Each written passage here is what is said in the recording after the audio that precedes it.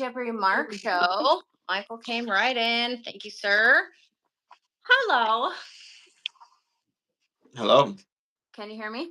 I can hear you. Okay. It is It's, me around here. So hopefully this works out. we uh we got rain last night, and I think maybe you're currently getting rain. It, And I think 5 days ago it was 16 below, oh. and it's due to get to single digits again, like this week. So it's just crazy. So does that, Thankfully, I think most of the driveway cleared, and actually a lot of places where we kind of plowed paths to the pastures have cleared to where it's not just raining on packed snow. Like, yeah, it's a mess when it does this. I was going to say that just makes for ice, right? Yes. Mm-hmm. Mm-hmm. Yeah. Can So, you see me okay? Because, good morning, Susan. Oh yeah, she was telling me about her weather too. Just because I could try to turn off Starlink if that is better. I don't know. I I can can hear. see you now. Not breaking up or anything. Okay. All right. Let's just roll with it. Yeah, that's why the weather here is so shitty at times because rain and cold and rain and cold. So yep. About to Yeah. get colder around here pretty soon too, which is kind of a bummer.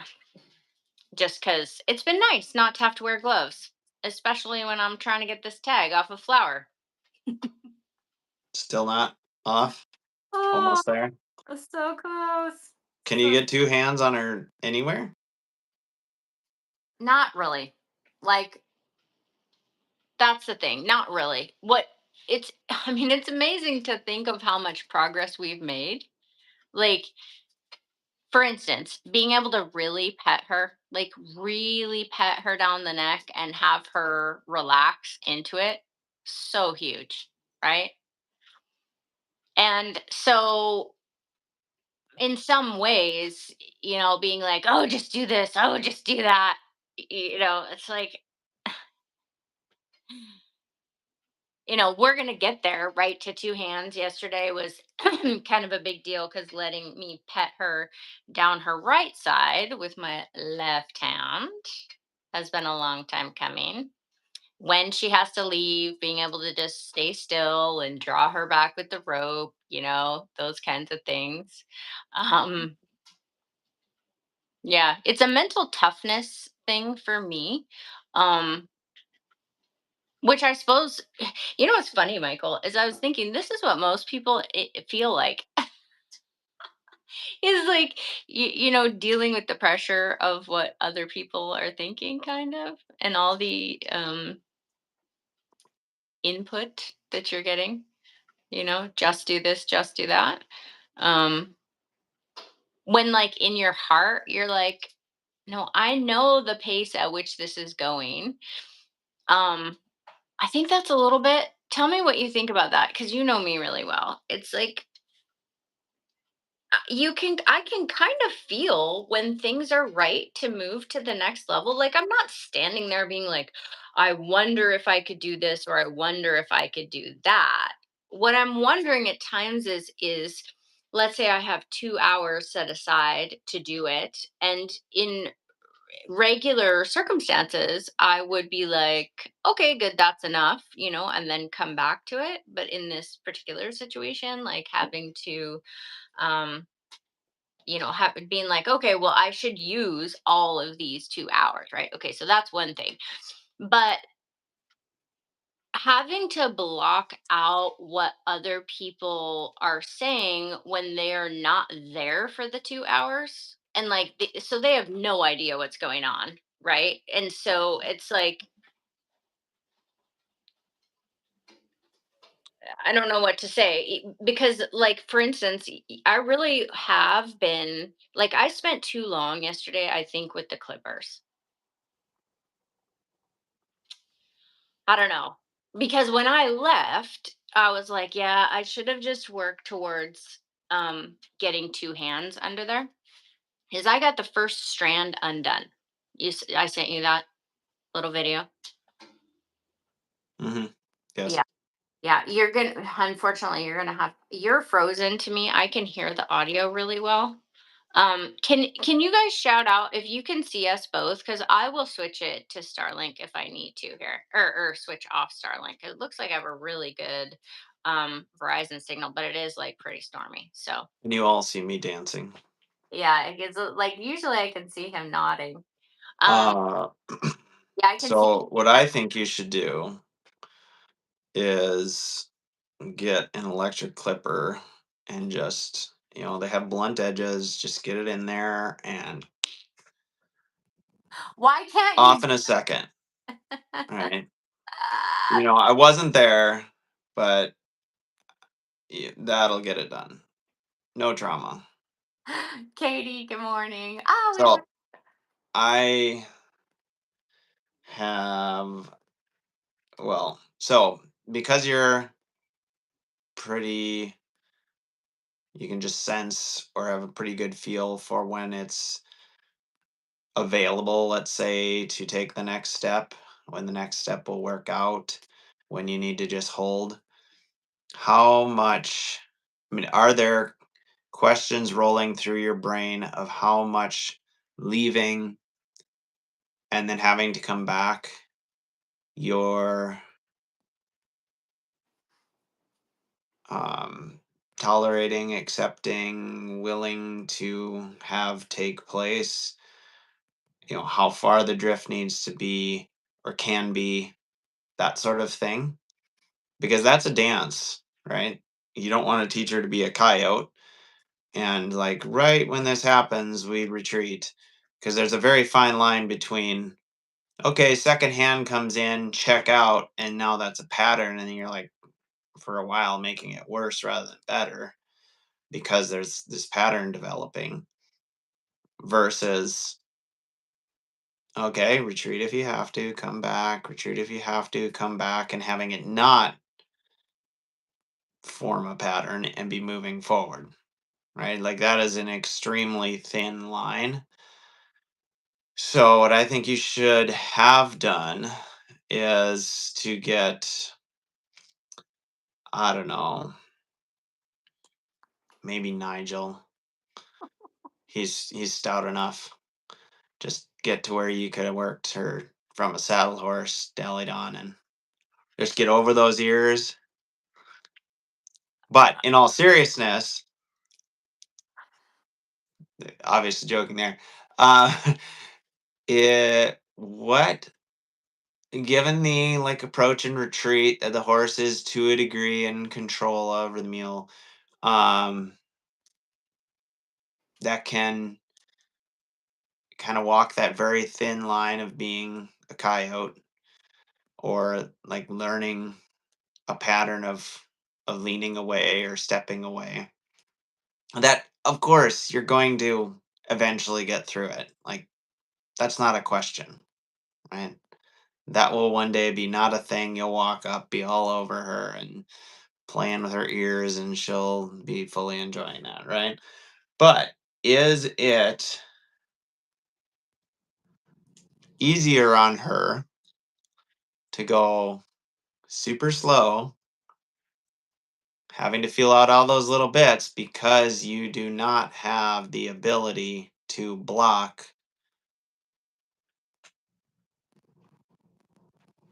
with a stout horse, with a stout, like, defined, immovable option to go? Which, to be fair, even when you're dallied onto a horse, sometimes you have to let slip depending on the situation you find it yourself in.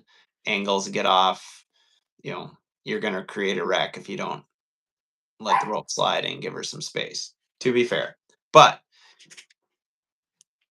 is it harder on her in the long run to do it slow, slow, slow, over and over, retreat, retreat, all of this like ongoing anxiety, as opposed to perhaps some pretty severe anxiety right off the bat, roping her, dallying, having her come off that field, getting in there, yielding the hindquarters, touching her all over, coils, whatever, getting your hand up over her ears, all the things that require the skill to do that. Um, still a question to me, which is less traumatic in the long run in terms of the amount of time, or is it strictly just completely two different approaches, both done well, result in the same thing. The trauma is more poignant in the one, whereas it's not as intense but more drawn out, doing it slowly. I don't know. Just considering like just the lean away, come back, like that just can go on for quite some time. And if it was kind of a solid thing, that'll happen, but pretty quickly they can figure out, okay. I don't know, maybe she's as wild as a 5-year-old stud that hasn't even been gelded yet that you're trying to get your hands around and She's not aggressive, like I well, aggressive or not, even if the stud isn't aggressive, if there's just that much panic and fear and like you've got a lot of latitude already just being in the pen with her and her thinking about you and approaching you and all that. So if you get some of that going and then rope her, she's gonna like come around fairly quickly. But Mhm. Yeah, yeah, all I things. don't But know. Just thoughts. I'm just saying. I know. Am Girls, thank you so much. Jody says she can see us. Corey, good morning. I Yeah, still frozen for you? yeah. Yeah, I mean, like it's showing me 1 out of 20 frames or something like that. But Okay. that's fine. I just can't see you nodding. I can generally see that you're smiling, and I know you well enough to know. And I'm gonna have to tell the dog she can't chase the cats. This is her little pattern in the morning. She wants to play so bad, and she's the everyone else is old in this house compared to her, and she's like, "Oh, somebody play with me." So yes, Sounds like you need another dog. she was snuggling with. Michelle sent us or sent Emily a picture of a puppy that her son's friend is fostering. And Emily showed me. And I texted Michelle immediately, "Are you high?" And she sent me 3 laughing emojis. I'm like, I yeah, love your not back. gonna happen right now. Little too much going.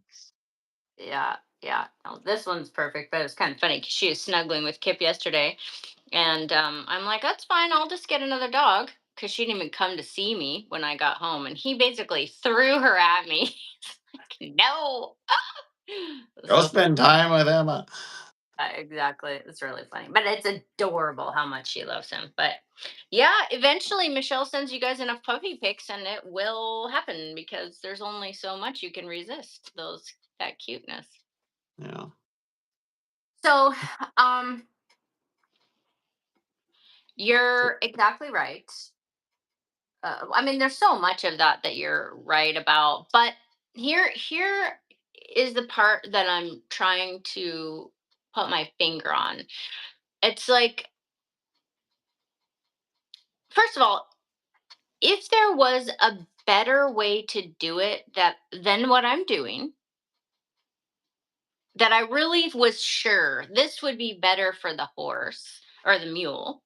By the way, side note, I'm getting away with doing things for way longer because she's a mule, right? Whereas a horse would just get fatigued, like in terms of emotionally fatigued. She actually she has a lot of tolerance. Yeah, it's very interesting. She has that mule like endurance. It's really interesting. Um,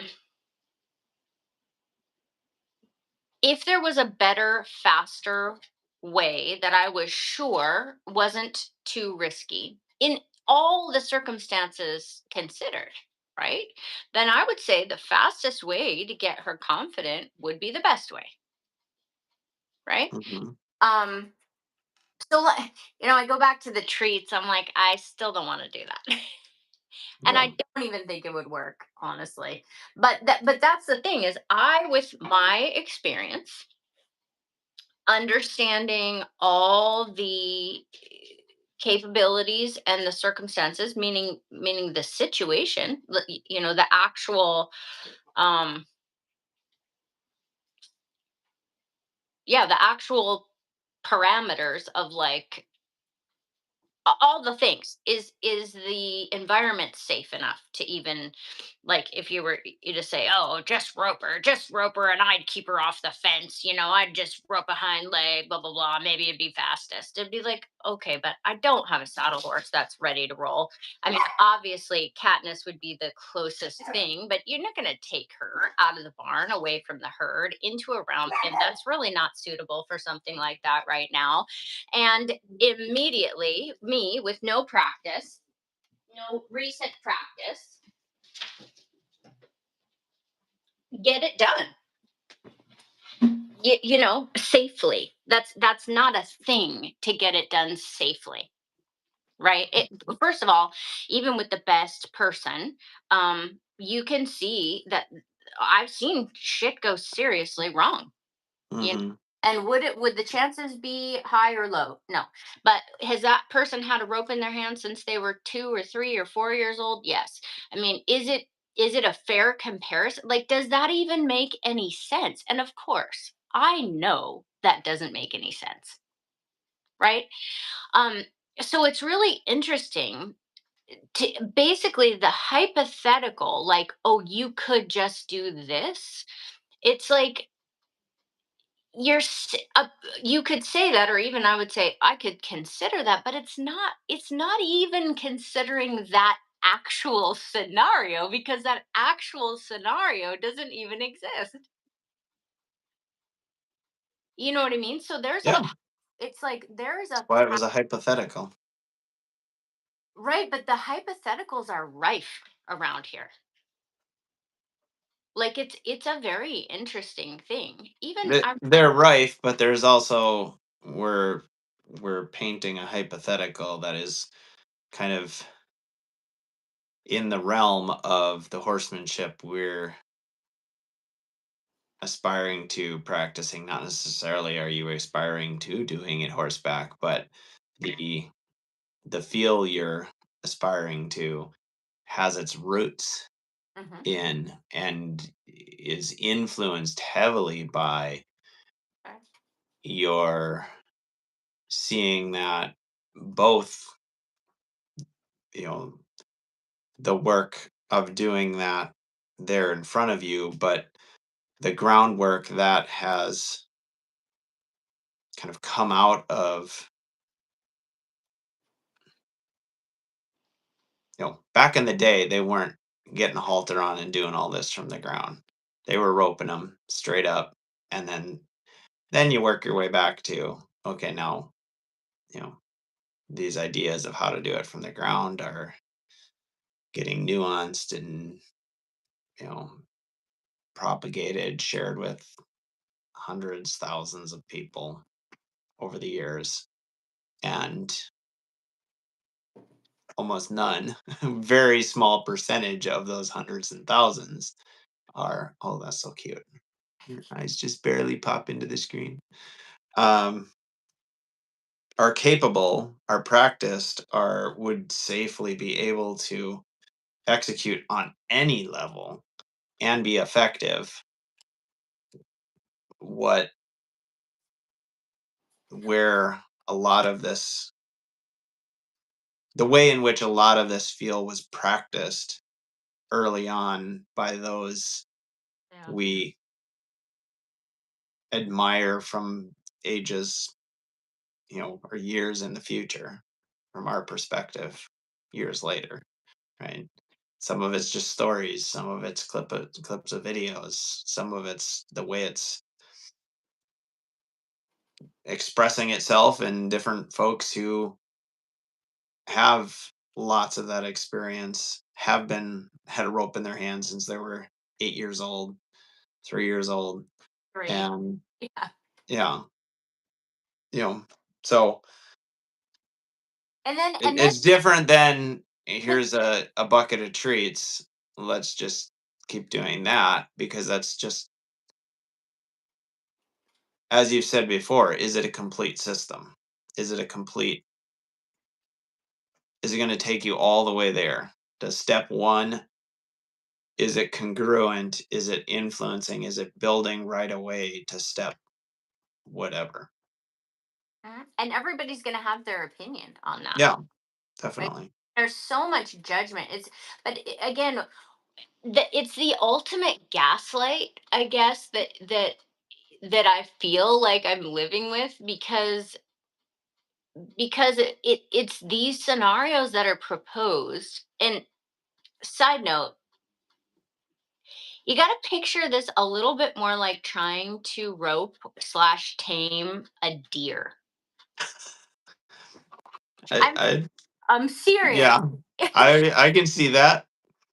And we're way past that now, but like that is where we started. Like, if you're thinking, we're gonna rope this thing on the first day, just imagine roping a deer and then thinking how quote unquote fast you're gonna get this done, right? So So but then, yes, and yet you know reasonably easy to overpower a deer. Is it going to be like legs flailing, crazy shit going on in the process? Yeah, probably. Never roped a deer, never seen a deer rope, but like cage any wild animal and it can get gnarly pretty quick. So, and I can see that a mule over against a horse looking and feeling a why little bit more like a deer. Yeah, a wild mule. wild mule? Yeah. But But this is the thing. It's like, you imagine, like, yes, of course, you could get the deer to be still. If you mhm, stretch it out enough different ways, you could get it to be still. But mhm. are you really going to get it to submit? I mean, are you? Or are you going to end up trying to get close to it in a situation where it's going to fight, and you are going to end up in a mess? Additionally, on top of that, it's like, it's so dumb to even think about it, because I haven't had a rope in my hand since I was 3. So to be judged as if I should have, it just feels silly to me, you know? So pivoting the conversation, and I should have brought the book with me, but I lent it to somebody. Um, I've been reading a few books on trauma, Okay. one of which Keep talking. is uh, is called "The Body Keeps Score," and it's extremely researched. Footnotes up the wazoo, um, studies, historical references to all the way back to Freud and the history of you know the study of trauma, the phases that it's gone through, how people have thought about it, what their theories were, the advent of medication, the advent of this different modality in therapy, and all that. So, not a grab it off the shelf, popular science, Sure. um, Chat GPT. psychology today sort of deal, right? Chat GPT. Yeah, PT.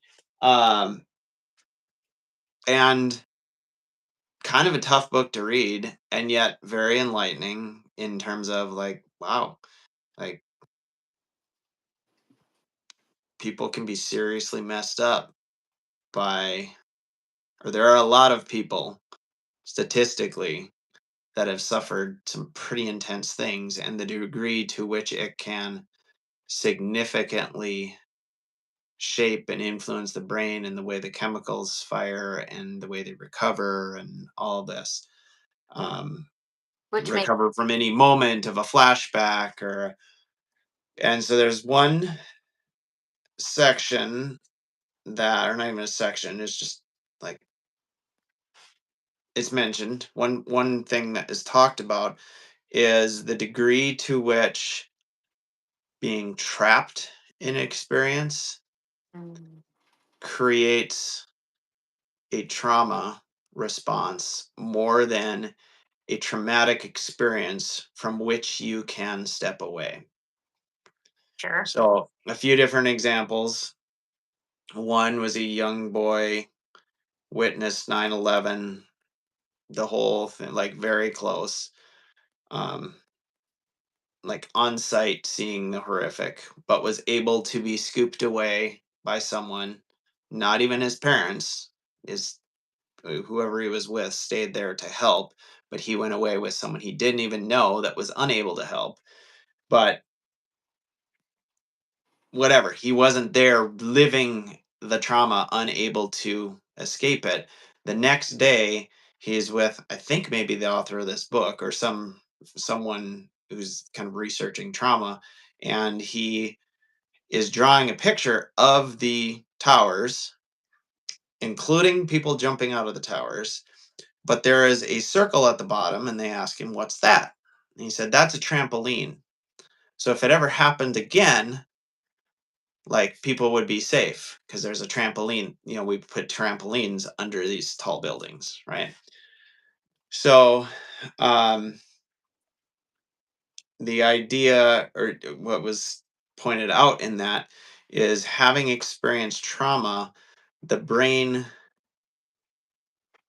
being trapped in that, the creativity or the ability to see other options than Hmm. just being in this fight or flight reptilian brain survival mode, even in the reliving of it post trauma. um there's no escaping it. Whereas if you're not trapped in the trauma, your brain is able to have the freedom of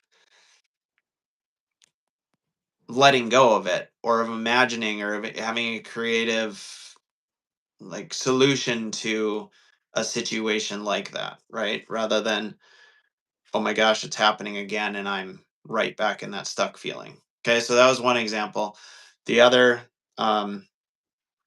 was, some folks trapped in, actually, the largest Canadian pileup, like number of vehicles that crashed, and they experienced some substantial trauma. The car was on top of them. The person's dying. They can't get out of their car and whatever. Pretty scary shit.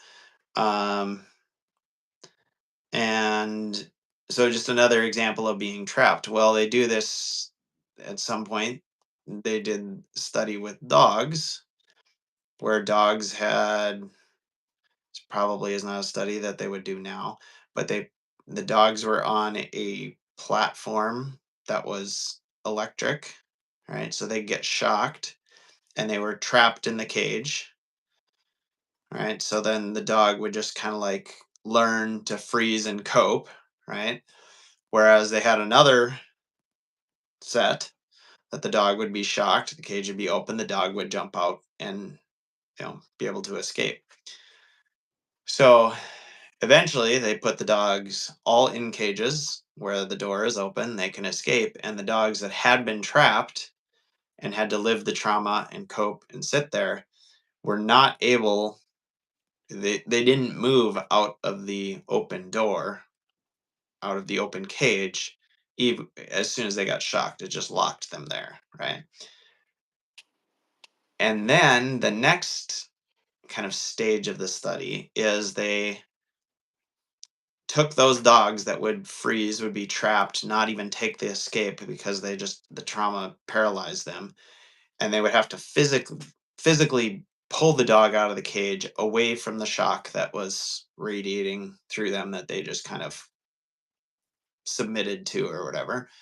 They'd pull them out of there, and the dogs did actually learn that they could escape and began to feel the shock and leave, but it was something they had to basically be forced upon them to create that option for them. They were no longer looking for a trampoline or able to imagine some way to escape this. They just went numb in survival shutdown mode. So I'm reading this slash listening to this, and I'm thinking of exactly what you're what we're talking about there, and how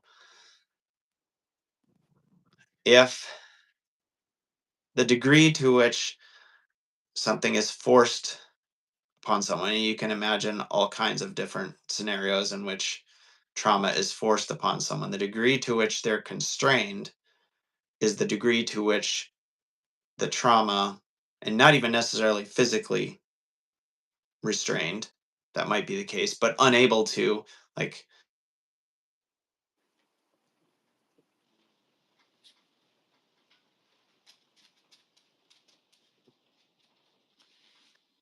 okay, my back. Yeah. Sorry, football. Uh, so I'm thinking of this in terms of, if, obviously we've seen this done impressively. Now he's gone. You Okay. got. Oh, you're What? back. Okay. I'm back. Go ahead. Okay, so we've witnessed, done amazing things done by restraining a horse in various ways. You know, one that we is not as common but is utilized in unhelp, or in maybe not the most tactful ways, but also can be done extremely effectively, laying a horse down or roping a hind foot, or more commonly roping a hind foot, or just roping them and dallying and getting them giving. And so there are restraint elements to that, but the difference being there are little windows of space in there. You're constantly pointing them to the open door, the moment of peace. The giving is actually going to work out well for you, even though there is a great deal of restraint and being unable to, quote unquote, unable to escape the situation. Right? It is, to a degree, being forced upon them. Um, and then that over against it done poorly, and like literally the horse is just, they're trying to muscle and restrain the horse, overpower the horse using a saddle horse or whatever. And then it can make it worse, obviously more survival instinct, whatever. Or my dad's horse, that he got after a number of people had just been completely unsuccessful with him, I believe, was basically tied up, sacked out, and taught to just cope and shut down, because that's kind of where the horse would go at first. Um, so the degree to which, and that horse, even today is very, a little more coyote than most, particularly around new people or people who don't have any feel to them. Um, so I don't know that I really have anything to say, but it just made me Mhm. think about all the things we've witnessed and how effective, um, let's just say, restraint done well with opportunities for peace can speed things along.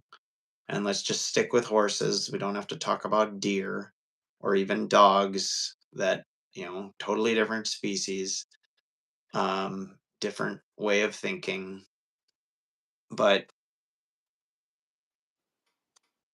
the stakes are higher for sure for it to go one way or the other. Um, more damage can be caused, both physically, injuries, and mentally, emotionally, done poorly. Um, Yet done well, it it certainly can accomplish so much more so quickly. And if that is possible, is that better, Well, I right? think And that's back to what we were talking. And there's probably not an answer, right? well, there Like is there's an not a if it's done more quickly and you're getting the animal to a place of peace faster, of course it's better. yeah. I mean, that's the thing. It's like, The reality of being able to accomplish that is the limiting factor. yeah, it's Yeah. like, and you could say that about any particular way. It's like, why would you drag out the trauma Hmm. if hypothetically you could just get them over the hump and be done with it? Hmm. You wouldn't. I mean, I wouldn't.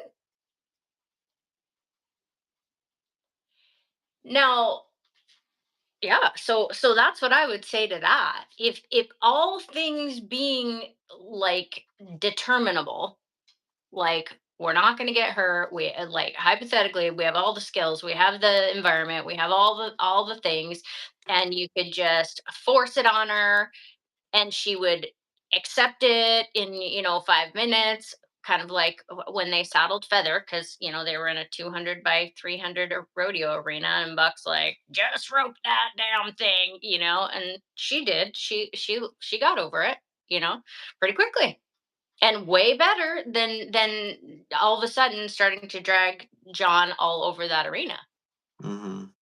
you know um so of course, if I mean, I guess that's part of it. It's like, so it's just, I mean, why are we talking about a situation over and over and over again that is just not a possibility right now, Yeah. you know? Or uh, and then how am I supposed to feel about that? Like, I knew I wasn't going to be able to rope something and Mhm. and do it like that. If again, one could say, well, I'm making it harder than it is, meaning, you guys, people could say, well, this is not a hard animal. This is not an extra wild. This is not, some, even though, by the way, you guys, they turn these mules back out if they're over yearlings because they're so difficult to deal with. Now she was a yearling and she has so many good qualities. Oh my God. And she's going to be, as we get farther along, like, I'm like, oh, this is gonna be really good because she is super interested. All I have to do is win her over, and it's gonna be really good. And it's work now that now that this is kind of working, you can be like, oh yeah, this is gonna be extra cool, because her tolerance is really high for things. It's Mhm. just getting her to where she understands. And so, anyways, I guess I could go around and around on every little thing to explain like my thought process on it all, because it's not as if I'm not thinking about it, Yeah. right? And on top of that, there isn't a faster way to do it to be safe. Everyone to be safe and successful. Like, For there is, you. For well, you, given the in circumstances. in this particular situation right now, there Hmm. are X amount of options, you know? And Yeah. it's really interesting to talk to a couple different people, that have a lot of experience. A few, let's just say, that we would say have reasonably equal experience, you and I know. And their opinions are very different. And it's really, really interesting. Mm. Um, One of them has a little bit more of just force it on them, and that way you don't have to deal with the bullshit kind of attitude. Mm. And another one is, if you put enough time in, or if you take the time it takes, then you will have a relationship for life in a way that you wouldn't have. Um,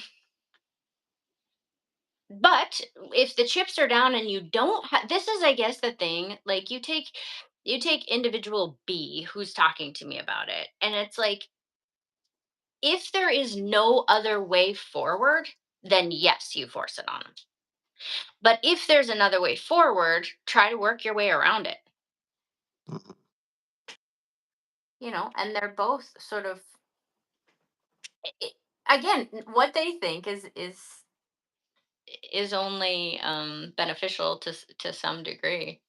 But it's really interesting being on the inside of it and feeling it start to flow. I'm a little bit annoyed with myself from yesterday because, well, a few different things. Like, first of all, I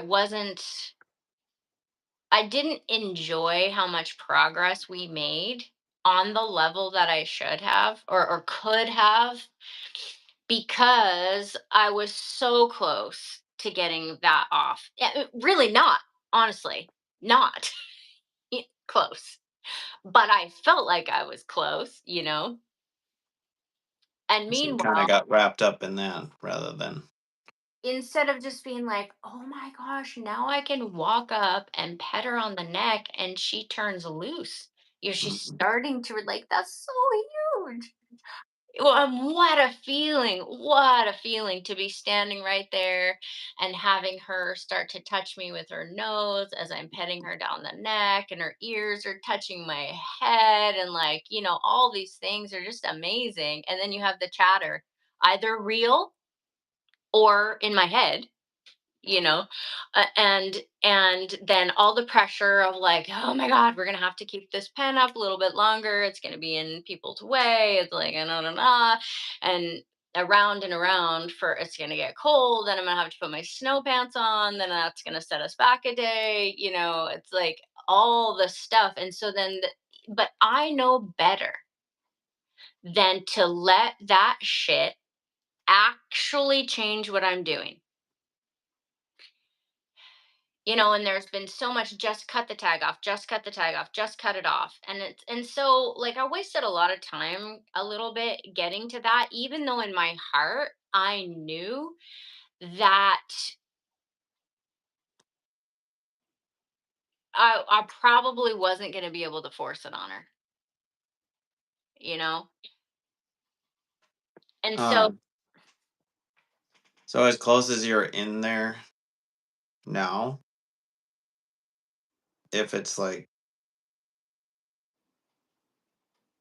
um, it's got to come off. It's like too tight. Situation's changing. It's getting icy. Like we gotta do something here with where you are now. You're close enough to be able to cut it off with one hand. No. I mean, I can put the clippers under there. Mhm. I can even have them open. But I need two clips. Clip, clip. And I Why? just know if I do the first one, she's gonna Why? Why two? that's just how long it takes to cut through with the clippers. Oh, I've practiced on cord that's identical, and it's gonna take me two. And Debbie kept saying, "Oh, the scissors will do it. The scissors, it's just use the scissors." And I was like, in my heart, I'm like, I don't think that's gonna work. And so we practiced on the cord, and sure enough, no. But she's cut it off with scissors before, but I think there was just a lot more latitude, maybe. And but the thing is, so like I said, she'll let me pet her with the clippers, she'll let me even make the sound with it, but she's so wary and obviously so perceptive. what clippers are we talking about? Like a There pruning shears sort of thing? No, actually, Kip lent me a pair of clippers from his work that are pretty amazing. Like sheet metal sort of nippers? Yeah, wire nippers. I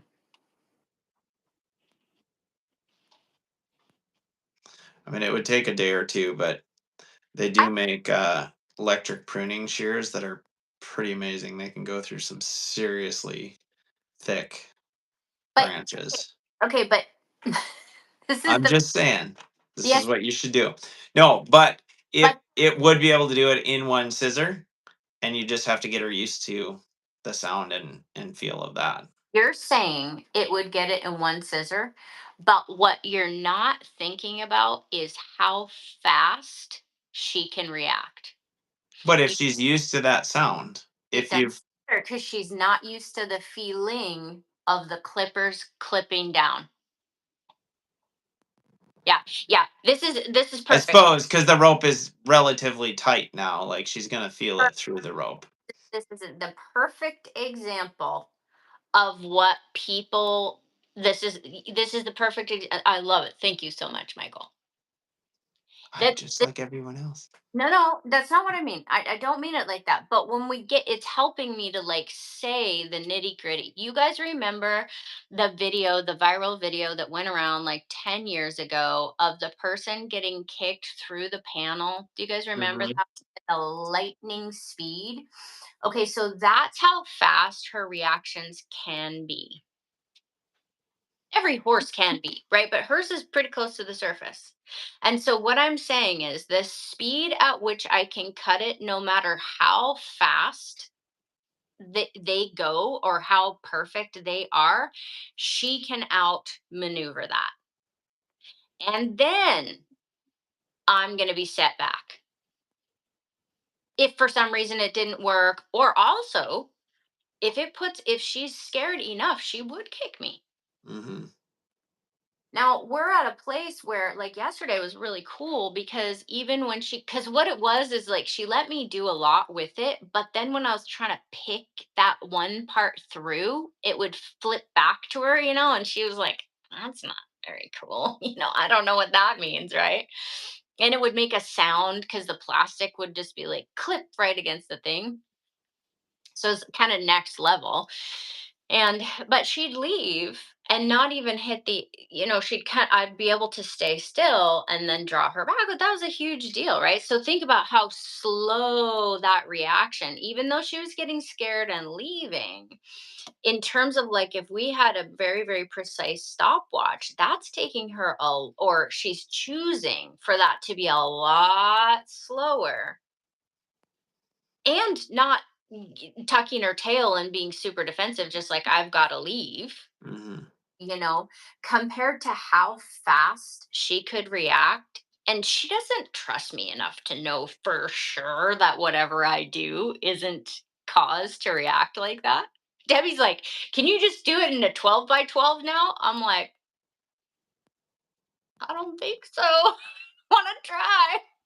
you know because it's like and that's the part that maybe I've just had trouble putting my finger on, and that was just perfect because that's exactly what I've been trying to get to the front of my conscious mind, is that the speed of that is so fast.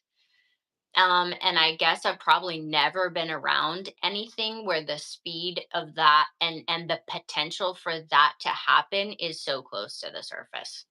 yeah. And it's so cool that she's fading it. Like what an amazing. That's why I'm kind of mad at myself for not just being in total wonderment that has changed. And I should be building on that, being able to push it a little bit and then draw her to me, and being able to push it a little bit and draw her to me. Like that should have been where I spent my time, Mhm. instead of going to the clippers, going knowing, but not being able to put my finger on that reality.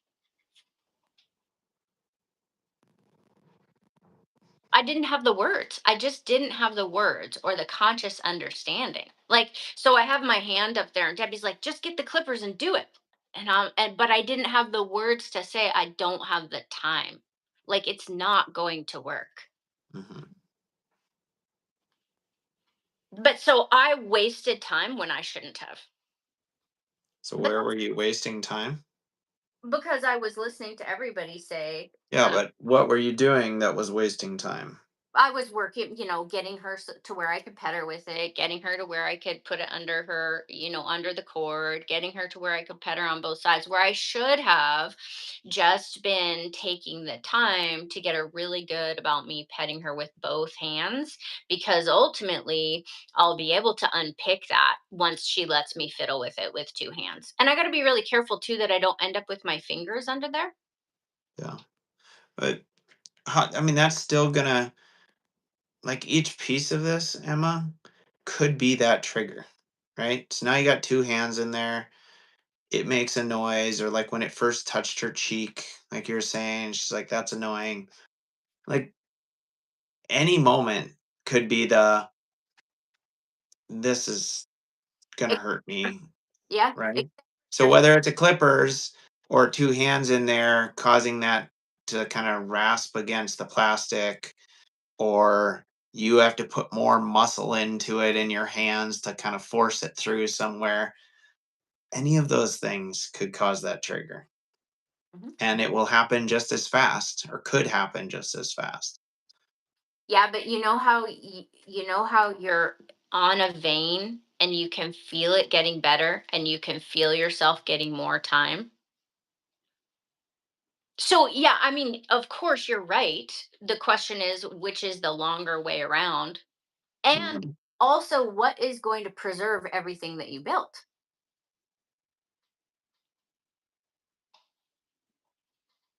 Yeah.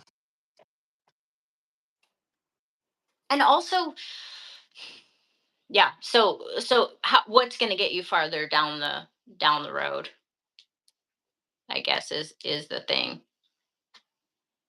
Because the bottom line is I feel like I have more time, and the time allowed is growing I versus. think the time allowed could grow no matter what your That's true. approach was. I mean, what your plan was, your strategy was that you were pursuing. Hmm. Yeah, I guess I don't have any other words other than what I've already said Yeah. to just feel like,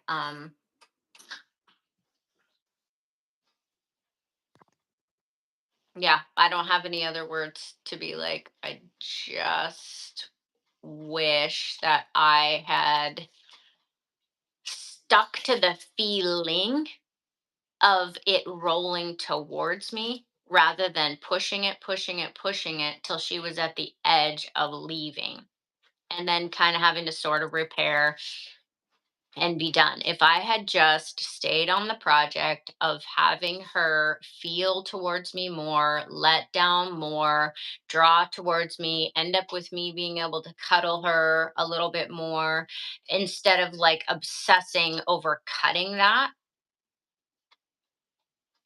I would wake up better today, I think. Lisa says, "Yeah, you were sleeping." The cord seems pretty tough. Two cuts doesn't surprise me. Yeah, it's pretty tough. I mean, obviously, but it would, like, if she was turned loose, you really could get it done in two clips. I could with those clippers I practiced. So yeah, yeah. Um. Anyway, Michael, continue. I'm happy to have you push back on it, but what do you guys think? Does it sound crazy? Well, so different parts of the conversation. Uh, the timeline and roping and restraining over against whatever, like, that is less the question. Um, in terms of, is that even available? It's not. Is that better if you could accomplish that with quality and feel? Yes. Um, what's interesting, this scenario aside, with well, let's come back to that. As far as the reaching toward you in the latitude and where you're spending your time, if you weren't again up against, got to get this bugger off because it's coming on towards too tight, I would say no matter what your means of removing it, you could do it in a way that she's drawing toward it, right? If you're going to use the nippers, if you're Oh, going to untie it, right? sure. So it's Yeah, just a matter of which one's going to take more time, or which one's more interesting to you, or which one do you think is least likely to cause those trigger reactions in terms of how you would have to thin slice it to be safe and not of get course. that trigger reaction. I mean, you could, you know, But what's annoying to get me, an electric saw, right? And get her used to that until it comes up to her and the vibration is actually soothing rather than troubling, and then get in there and, you know, and she'll be in that. theory. Yeah, yeah, yeah. We're gonna be like, you'll be able to chainsaw around her head, no problem. Yeah. Yeah, yeah, for sure. So real quick with Emily, yeah, good, excellent point. And so yes, that is totally what I'll be able to do. And I got the first one out. I just have to pull the second one out, but I got the first one with one hand.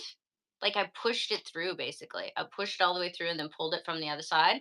But there's one more loop and I just have to pull that through. But when I started pulling on the last loop, like it snapped back on her a couple times and she was not down with that. She got really good about me just playing with it and working it loose. But as soon as I had to kind of try to pull that because I only had one hand still, then then it kind of snapping back to her was a little bit concerning. So then she was wary about that. If I have two hands, I'll be able to just pull it gently, gently out like that. And then so, yes, this is the discussion. Should I have wasted time? And you're right, Michael. I guess the answer could be, well, it's not a waste because, and I did think about this yesterday, like, well, whatever means is the fastest. But what I am mad at myself about is I knew intuitively what the fastest means was going to be. And I really wanted it to happen yesterday. Yeah. Well, and the not appreciating it, or getting a little bit too focused, like you said, I wanted it to happen yesterday, too focused, and not, whatever your approach, that's what got in the way more than shifting to a different approach. It was got to get this done. Right? Yeah. Isn't it amazing though how much the two hands, like, that is a huge thing for a sketchy horse? Hmm. Hmm. Are you mostly left side, left hand, right side, right hand? No, because that's what I'm moving towards. So it's her left side, my right hand, that she's gotten the most comfortable with. Really, rather than your left hand? Yeah, because what I had done so much with the carrot stick, and that was all mostly my right hand, just because I got tired, you know. That now yesterday I was really able to just pet her with my left hand down her right side much more. So that of course gets me closer and closer so So I can and this her. this actually just occurred to me, and I would have to play with it at some point if I had a really wild one. But if you can, which it sounds like you can, get your left hand in on the left side, so you're facing the hind leg, right, Yep. Hmm. or kind of facing the horse. It's obviously in that situation easier to get your right hand up and in there because she doesn't see it coming, right? Obviously, if it just suddenly touches her a foot away from your other hand, what the hell is that? And off we go in a reaction. But how if you use your left hand touching her and then expand where you're touching her very intentionally, or touch her and then bring your thumb in 2 or 3 inches away where it's like a second thing touching her and grow that, and then sneaking your other hand down your arm I've and heard just people say that you have to sneak your other hand in with the hand they're yeah. comfortable with. Yeah, I've heard. But starting even with the one hand being fingers and then thumb or something. Yep. Have you Yep. done have you Mhm. messed with that at all or no? Yeah, yeah, and it was pretty cool yesterday because definitely able to feel along her jowls and down her neck, and yeah, absolutely expanding my fingers and my hand, and from her on her right side really being able to pet down her jugular and have her start to turn loose to that and really just get soft when she was getting soft here. Yeah, which are huge. They're all huge changes, right?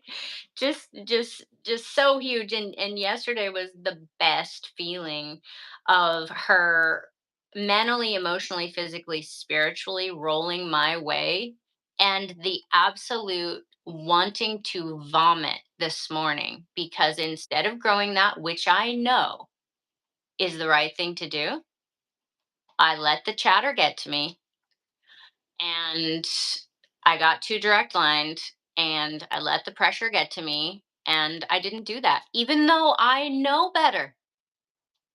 This is my wheelhouse. Is getting the whole animal coming towards me and just growing that. Can you imagine me not taking the time for that? So stupid. What It's an all right. idiot.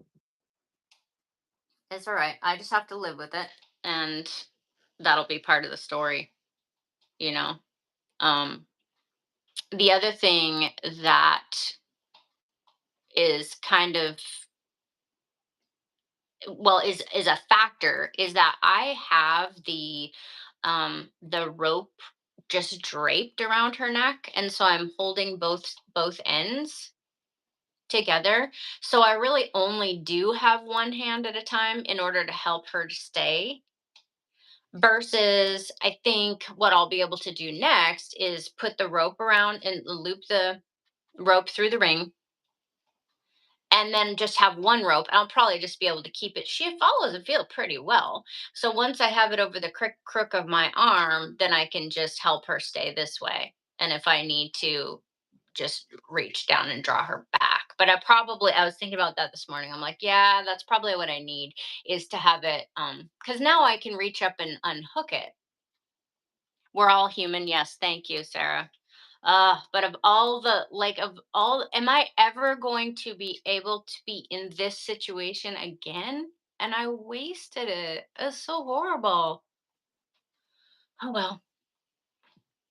You guys all learn from my, when your gut instinct, when your intuition is telling you to do something, and other people who don't even know the situation because they're not there for the hours and hours and hours that you are, follow your instinct, because there's so much information coming at us that we cannot explain. And I couldn't even put my finger until you said it, Michael. I could not consciously grab a hold of the reality that her reaction time was faster than it would take to get the clippers to come down. I didn't have those words until you said it. But it's the truth. Mhm. But I didn't, they weren't there. They were just not there. Anyway, talk. In the timeline you're looking at now, you feel like that is the ship has sailed with that for that being the quicker way of getting there. The ship has sailed. I don't know. Like that would take more time than continuing with what you're doing. Because again, you Pro- could break that down into tiny enough pieces that if that was your strategy from the get go, was I'm going to use these clippers, I got to get her used to that in this way. You could even incorporate her reaching towards you and like get it all, including, you know, having as a part of it, petting her and getting her it's feeling good, but also exposing her to the clippers and then the feel of the clippers on it. You get a the exact same rope around her neck. Now you're 4 feet away, whatever, foot and a half away from her, because you've been able to get in that close. She's comfortable with the sound, and it go through a rope, and then you get that rope closer and closer, and now that it's actually touching her neck, and blah blah blah. I mean, all of that, but going through all those steps now, because you haven't used that as your strategy, would take a long time. Well, And but if that had been your strategy, you could desensitize her to a point where yeah. she was comfortable enough with that that you would have the latitude in time because she's felt it cut through the rope. She's heard that sound and it's increasingly crept toward her. But is that easier than getting your hand up there, When you incrementally? it felt it cut through the rope, what does that mean? Like She as the clippers, like the sound of the clippers is gonna make, even if it's an electric clippers, when it goes through something, it makes probably it so just set do it it. up to where you're cutting something closer to her. Is that what you mean? Yeah. Yeah. Yeah. Because Yeah. it going through the rope is going to sound likely different. The whine of the clipper Mhm. electrically closing against something firm is probably different than it not, or even just the vibration of the rope, like you said, against her neck. And it's So, it's like it's not that she can't tolerate stuff. It's pretty amazing mhm. what she can tolerate. It's just the entire setup that she is wary of. What do you You mean by that? Well, it's the fact that I'm doing something to her that she's wary of. Um, Sounds dumb to say. Maybe I don't have enough words Which to is like. which is why her reaching towards you is a critical piece. Well, right, exactly, and that's where when we say, well, which is faster? And if I was a little bit more confident that I could definitely unthread that thing, which after sleeping on it, I'm more confident than I was last night. Um, but the all the extra things that are happening that I really want, having her let me pet on her and the feel that I can have through my hands, my body, my I don't know how she's coming towards the overall feeling, desensitizing her to anything is a lot less satisfying now that I have a chance to have her come into the feel. She even came to me one time yesterday so that I could pet on her neck. And so if I were going to spend, because you're right, if you just spend time, you can just wear the animal down. Be like, leave as many times as you want or stay here, and while I have the chainsaw and, I'm going to pull that thing off your neck or whatever. I mean, you could, right? Absolutely. The mechanism is there. No, no question. I mean, you can have them.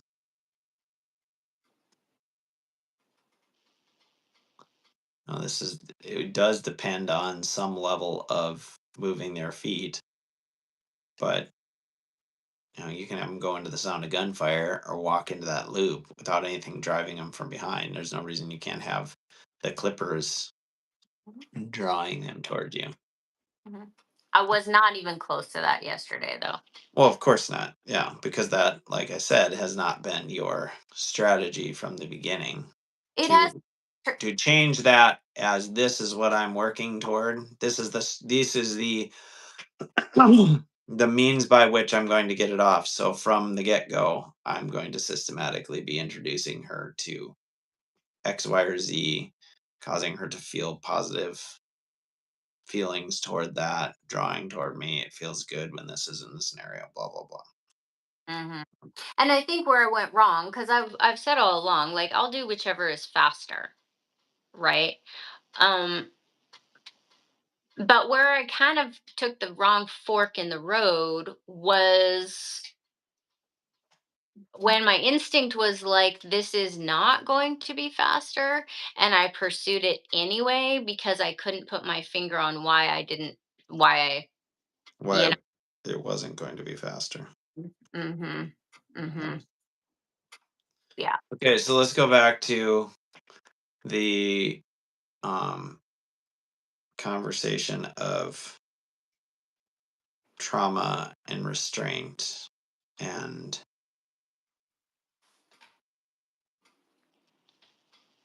speed with which things are accomplished, right? Because anytime you have a rope on them in some way, they're coming up against a barrier, or they're in a round corral, they're coming up against a barrier, having to contend with whatever pressure they're perceiving. And what I mean, it to me, it just highlights how much there has to be something they're drawing toward. Even those that say release or relief, the getting away from pressure highlights the being trapped. And it really has, I mean, I'm not, this is duh, right? But it just made me think on how many ways in which you block a horse, and the blocking or the restraining is a potential for trauma, right? If we're talking about restraint causing trauma, if there's no escape from the hold, they're trapped with it.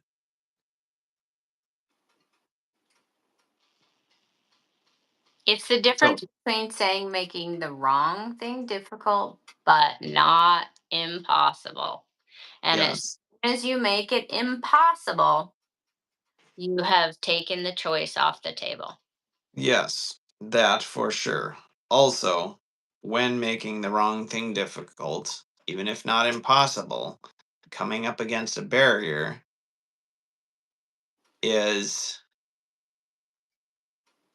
a restraint on some level, even if there is the opportunity for decision because it's not impossible or you're not, yeah, trying to force.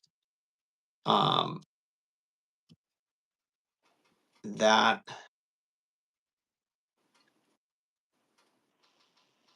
barrier, if it's just a barrier and doesn't have the piece in the center, is not going to be firing the same chemicals. And that's what's making me crazy is I Yeah, have the opportunity to continue to flood her with that, and instead of doing that, yeah. that's exactly right. What an It's idiot. just it's just like the next level to me, or another. Um, To listen to somebody else or other people that are not in close like that, so how would they have any idea what chemicals are flowing, is so stupid on my part. I can't even describe it. It's like stunning. What is the matter with me? I know better. well, I know better too, but I'm not good at it.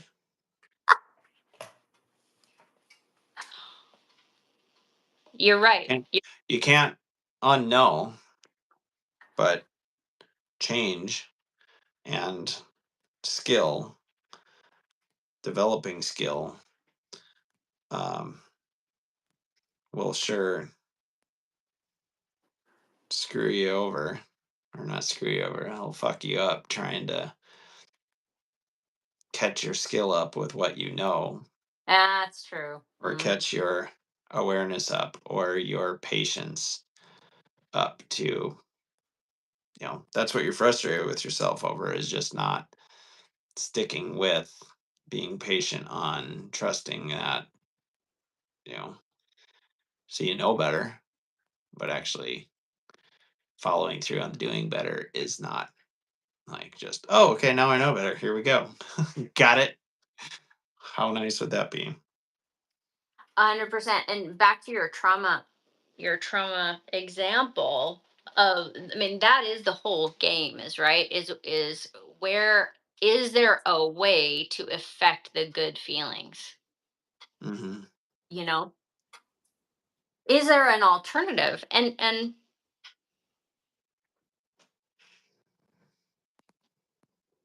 I think, Well, thinking about the kid that left the, you know, ground zero, went home, and felt safe enough that the next day he's creative.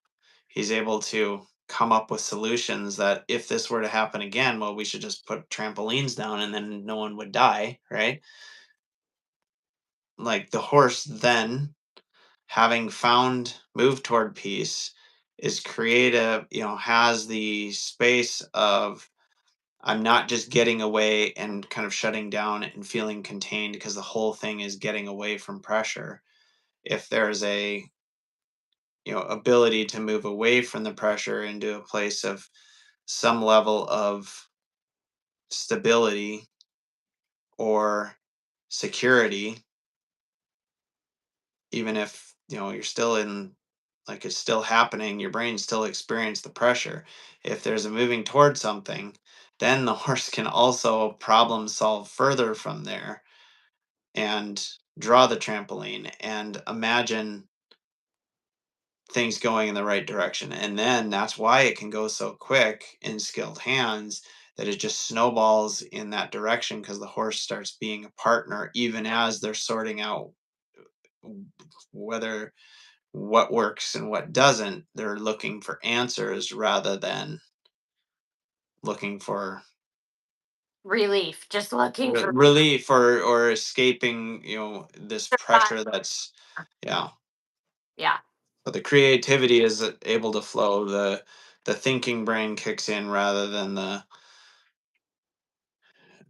I've got to escape, or I've got to submit to this because I'm trapped, as opposed to, I want to give to this because it feels better. There's a place there where good feelings are flowing, and so, Hmm. Yeah, it's very uh what am I trying to say? Epic tale ish, to be living through the temptation to use force, uh, or and really coming up against the line that we're talking about. Like, how, what do you need to do, the fastest route to showing them there's an alternative?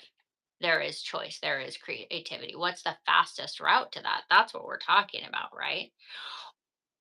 Because we're not talking about making them so helpless that they just have to go into survival mode. I mean, because we talk about, oh, well, we're following a tradition that is like however many years old where they would rope this, that, and the other thing. It's like, well, yes. But around the same time, you have people putting horses on the ground, covering them with a tarp in 90-degree weather, and then spraying them with a hose. I mean, it's like, yeah. we definitely do have lines here somewhere. Different tradition. Yeah, Yeah. exactly. It's like, yeah, but I'm thinking it's interesting, like, watched Gary, watched Buck, but thinking of Ray and the videos I've seen, not dissimilar from what I've seen Buck do, but it's so matter of fact and almost so casual it seems careless. Just like, yeah, we'll just throw this rope and go get him used to it. And again, seen Buck do that, but i- there's such a detached feeling almost to a result that the pressure is, there's no weight to the exposure. There's no weight to the pressure. And so it feels like the whole, I'm just imagining mostly, the whole experience can then be being pleased or being excited about what's happening. I mean, Ray doesn't necessarily look excited, but his whole presence can be going, this is like clicking together. Good job, horse. Like, way to go. Right on. Cause there's no like, there's really almost no intentionality to the pressure. It's just so matter of fact that the whole thing is celebrating, even if it's invisible or not this like warm, fuzzy feeling that Ray has inside of him. He's just like, yeah, good job. Yeah. And the horse is going, oh, okay, everything is okay. It's everything is being encouraged and accepted as opposed to being done to me, even though the coils are being thrown at me to the point of scaring the piss out of me that I'm crashing against the panels for a couple, you know, 2, 3 panels long because I'm worried about that. But that's just a thing that's happening. And it's not even that guy out there that's doing it because he's not even really projecting that. That's just, or coming against the rope, like once they're roped, like there's zero, almost like, I don't know, there is intention, but it's making me think like a lot of times when I'm working with the horse, there is a great deal of intention in my interacting, and there should be, but it almost seems like there shouldn't be either, because the more your your attention, even though you are applying pressure, setting boundaries, setting it up, making things difficult but not impossible. If there's too much attention laid on that, because even if you're trying your hardest to not force it, or and trying to do that in a way that's just setting it up, if that's where your focus lies, is in doing that rather than having that be just like this super matter of fact, whatever, coils are flying through the air, whatever, you're running into the rope, I'm just going to hold here. It's not this like, here's the hold, right? It's the whatever, just hold. And then when there's the coming off of it, it's just like, yeah, there you go, on to the next thing, do. I mean, watching Gary do it is very much the same thing. It's like, this, that, whatever, do. But the whole time he's going, yeah, good job, horse, you figuring it out, yeah. And the casualness or the detached, the degree to which there's not um, any emotional weight behind the applying pressure in any form, that can be very depersonalized, and then everything you're offering the horse from the inside of you, or even not even from the inside of you mentally, emotionally, but your whole energy is receiving rather than driving or restraining or whatever, because all of that is very depersonalized. I'm just rambling here, but No, you're so it's kind of it's cool thoughts. yeah, But for sure. And the I mean, you and I both do that a lot. Like if it's like it's all right, let me help you. I'll show mhm, you. I'll show you. It's just very matter of fact. It's okay. I'll show you.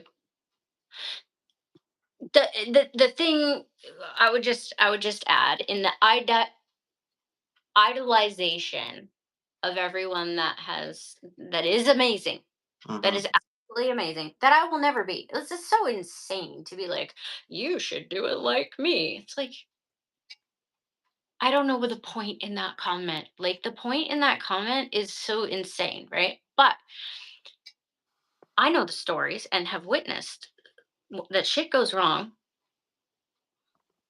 in spite of all that. Horses die in spite of all that. Horses and people get hurt in spite of all that. Let Mhm. alone this idolization and idealization of the perfect solution if only you had these Yeah, skills. It has to be taken with a grain of salt additionally. And yeah. I just always think that just because I personally have a lot more experience observing some of this than most people do.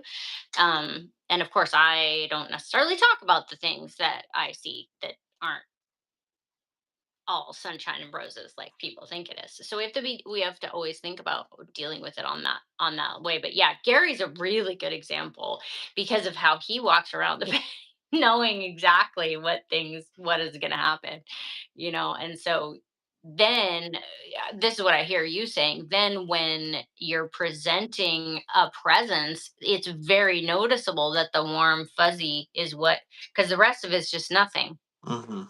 Yeah. It's just setting it up, yeah. Yeah.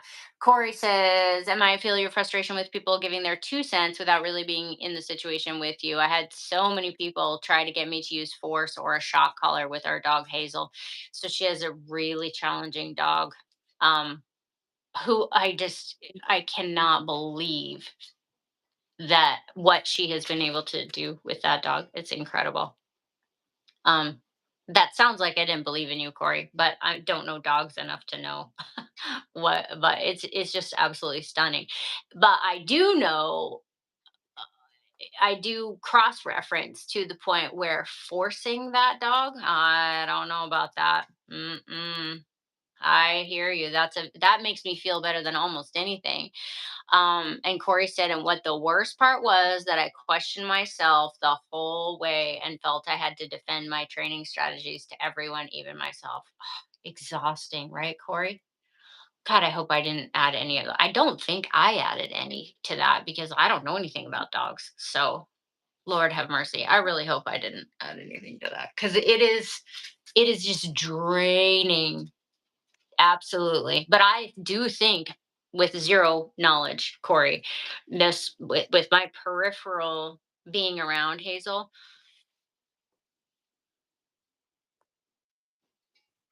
I just don't.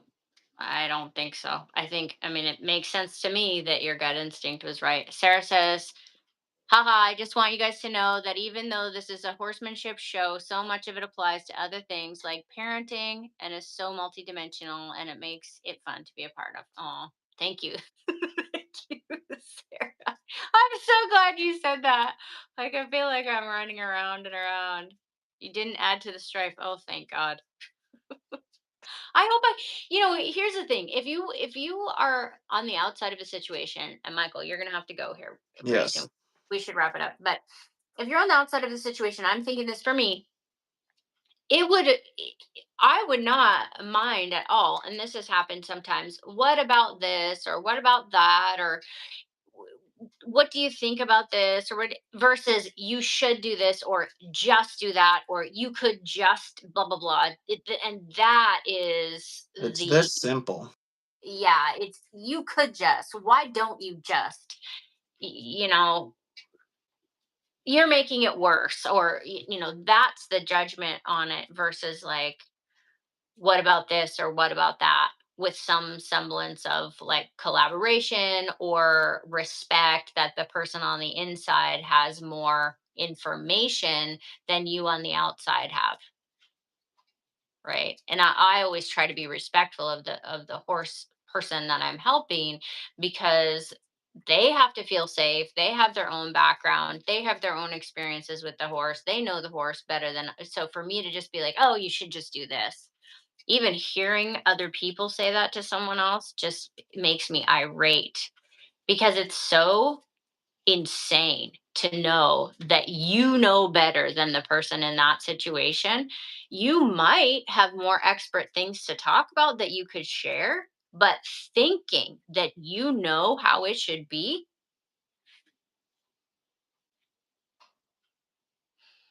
maddening. Yeah, the whole you should drives me nuts. Oh God. Yeah. And You could that's where Sarah's right on because that oh so applies yeah. everywhere.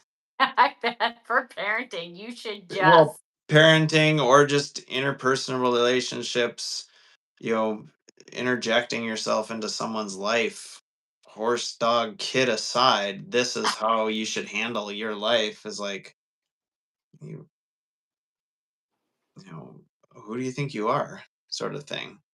Like you can offer input, you can, say, have you considered this? But the the coming down to it, it's their decision on how to live their life. And the more it's so much in your presentation of the more you're And judgmental if you don't do it the way, if you yes. Yeah. know, it's like, well, you're wrong. You should just do it like this, and you're wrong. Exasperated if you're not doing what Yeah, they think you should do. Yeah. yeah, yeah, yeah. Well, thanks you guys for putting your input, and I'm sure that everybody has a lot more that they could add about this, because it is quite a universal theme. Um Kip was kind of smug last night, as I'm just like, I can hardly cope with the additional crap that's on top of it all, and he's just smiling. He's like, this will just be the best thing. You're gonna love having had this experience, in the future, and how relatable it is, and how much it will help you long term. And especially now that the danger has passed, so long as somebody else doesn't talk me into being, getting crazy. There's a most of the danger is has really been mitigated. So everyone is happier about that, I So think. what's your plan from here? So I am going up to my parents tonight. It's my dad's birthday, also NG's birthday. So happy birthday, you guys. And then I'm gonna teach at Tammy's tomorrow. Debbie is using the arena anyway today, so we would have had to take the pen down. And then I'll be back Saturday, Sunday. So my plan is right away to start accentuating the feeling and to be able to handle her a little bit more with my left hand. I'll probably get my leading going on again, and then go ahead and run the rope through the ring again, and then just chip away at being able to use two hands um, on the tag. And then as soon as I can do that, so basically I want to do a little bit more to get her letting down and then drawing towards me, and letting down and drawing towards me, and then I can work my way into doing some and having her come towards me. And that could take me 2 days. Again, if it's so cold that I have to have my snow pants on, that's going to set us back a little bit, but hopefully not too long. Not too long. So You you just should have worn your snow pants the whole time. I know. I know. It would have been, in hindsight, in some ways. I don't know. I really needed to get to her feeling back to me. You know what's And wild though? Like throw a golden retriever out there with her, and that golden retriever could get up there and gnaw that thing off of her neck within days because they're just like, oh, and so much energy. And she'd be like, whoa, whoa, whoa, whoa, whoa. But within a matter of minutes, she's just like, whatever, this thing just flails its tail around a bit. And, like, I guess we're going to be buddies. And the dog would come and go and come and go. And like, it's pretty wild watching a the one energetic dog told me, interact with a scared horse and how quickly the horse goes, oh, you just got a shit ton of energy, but it has nothing to do with me. And you know, let's yeah. let's just be On buddies, right? on the other hand, don't forget mules kill dogs. Yes. Well, So there's that. Not all mules, you guys, but mules kill dogs. So purposefully. So you never know. one But of my yeah, favorite mule videos is the guy doctoring the calf and the mule is keeping the cow me too. off the guy. That one's pretty fun. Oh my god. And you could totally see how, yeah, I get it.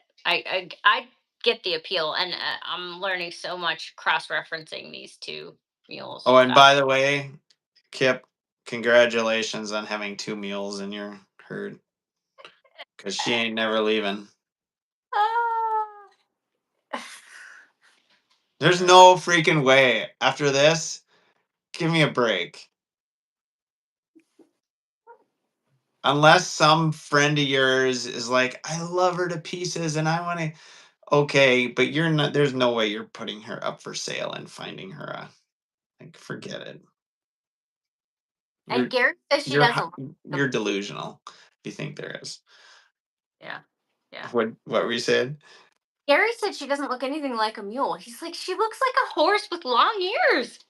Huh, I was like, we'll see. Because Feather really started to look like a mule, in her 3-year-old year. So we'll see. But anyway, yeah, he every time he sees pictures or video, he's like, oh my God.